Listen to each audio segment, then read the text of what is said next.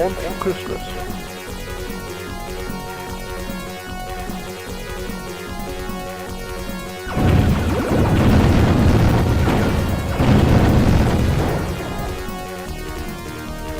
Hey guys, Chris here with the last filler video of the year, and since I haven't done anything related to the holiday season yet, I figure it's about time I did.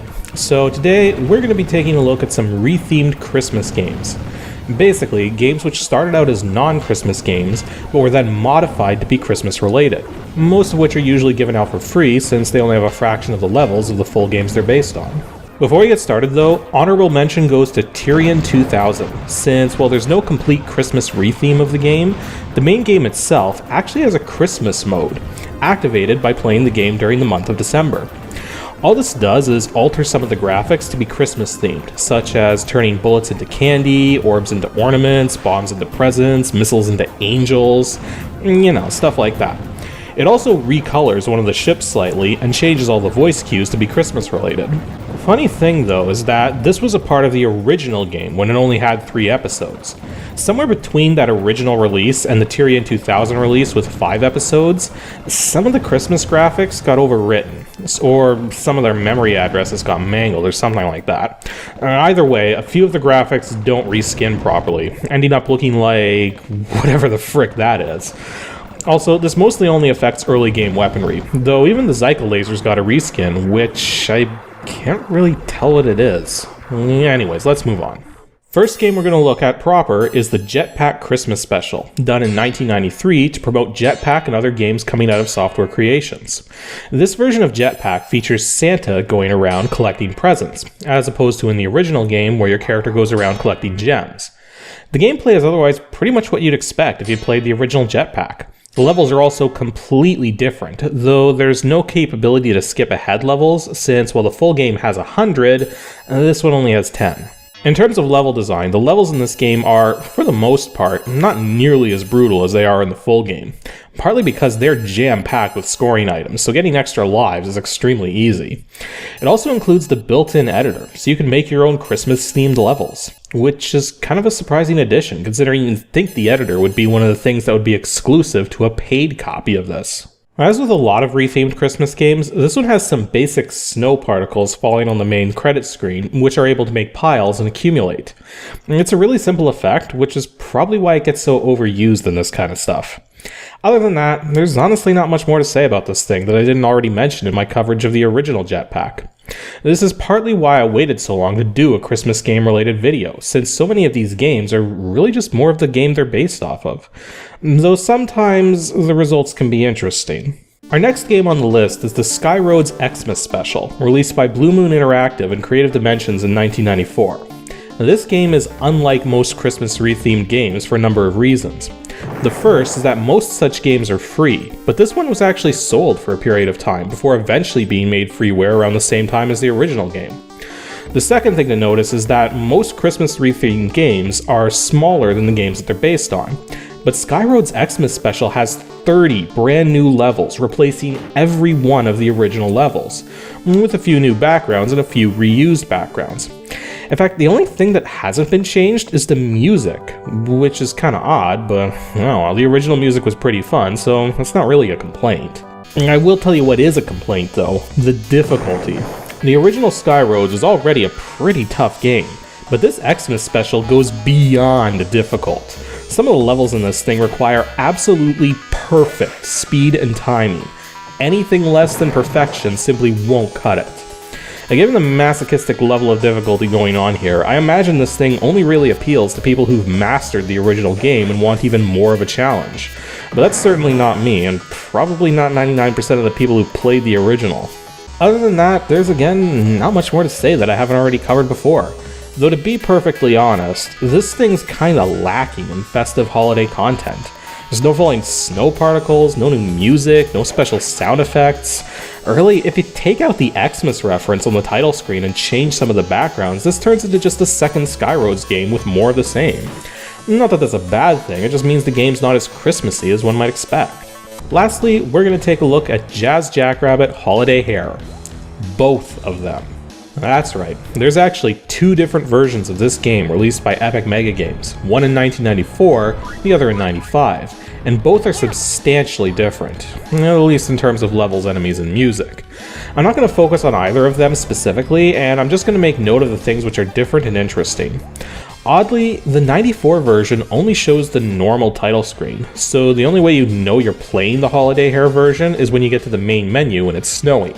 Made even more odd because there is a rethemed title screen for the game, but you only see it after you beat the game. The 95 version uses this rethemed title screen immediately, as opposed to waiting until afterwards to show it to you. The title screen in both versions have that same sort of snow effect going on, though it's a little glitchy and often causes pixels to disappear from random parts of the screen.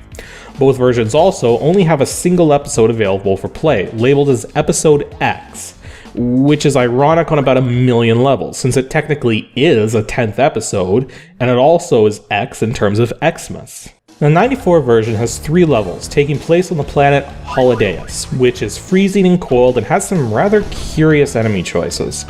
Now, in the first level, you're faced with giant blue bulldogs and rocket-skiing turtles. Now, the second level faces you off against fast-moving snow monkeys. Now, the third level has... Wait.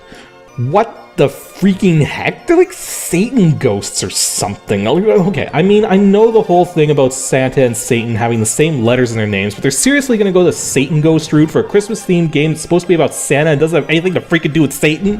Okay, I have a theory about this, and it's because of the other enemy type introduced in this last level being these sort of grabbing hands that pop out of the floors and ceilings. Now, all things considered, I think this was originally going to be Halloween themed, but they changed their mind at the last minute for whatever reason. I have no solid proof of this, but it wouldn't surprise me in the slightest, and it kind of goes along with these enemy choices. Except for the skiing turtles. The 94 version also has a bit of an ending to it, but I'm not going to spoil it since the game's free, so you can just download it and play it for yourself.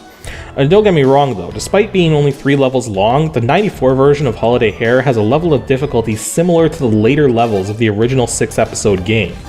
So as before, burn tons of ammo and take it slow and you should be fine. I should also point out that the 94 version has some 3D bonus stages you can play too. Now, the 95 version feels a bit more lazy and a little less Christmassy, even though it ultimately plays better than the original. The 95 version has 4 levels split across 2 planets, Candian and Bloxonius. Candian is, as you might expect, a candy-themed realm, filled with red rats, more red rats, and gingerbread men in various states of emotional distress. Bloxonius, on the other hand, is basically an evil version of Legoland, where a whole bunch of toys are trying to kill you. Actually, I find this particular pair of levels amusing for a couple of reasons. The first is that you can actually find TNT in these levels, which was absent from the original shareware version of the game, thus making this the only free version of Jazz Jackrabbit to have TNT available for use. Not that you'd probably use it, because as I've said before, the TNT kinda sucks, but apart from that, this level also has a ginormous Spaz plushie in it. That would be a seriously awesome thing to have, though I imagine it might be tough getting it through the front door. Other than that though, the 95 version lacks any real ending of sorts, simply showing you a still screen with a phone number for ordering the full game from. And it also has no bonus levels at all. And one thing both games have that surprised me though is high score tables, something the original game didn't have. Yet these high score tables are only meant to record 1 score per episode. It's kind of making me wonder if perhaps high score saving was something added in later versions of the game and I simply forgot to patch up to it when I covered the full game back in October. Now, as you can see, the Jazz Jackrabbit Holiday Hair games are still neat in their own right, especially considering they've always been freeware, and they're definitely worth a go if you enjoy the Jazz Jackrabbit games. And I really don't have much else to say. Maybe someday I'll cover some more elaborate or standalone Christmas games, but for now, I hope everyone's having a great holiday season regardless of what you do or don't celebrate, and I hope everyone will stay tuned for the start of Season 4 of Ancient DOS Games on Saturday, January 3rd, 2015. As for which game we'll be covering first for episode 151, it's a game where the character you play as is naked and has suction cups for hands. No, it's not that kind of game, you pervs. Just make sure you send your guess to adg@pixelships.com so we can kick off the new year as best as we can.